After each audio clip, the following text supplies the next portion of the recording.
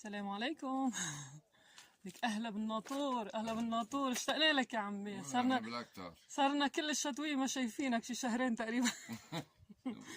ليكو خالد هون عم يعمر الكوخ، عم يظبط الكوخ. بكره ان شاء الله ايه والحمد لله والحمد لله. وبكره لاحقين على الاكل، بنرجع نجهز اكل.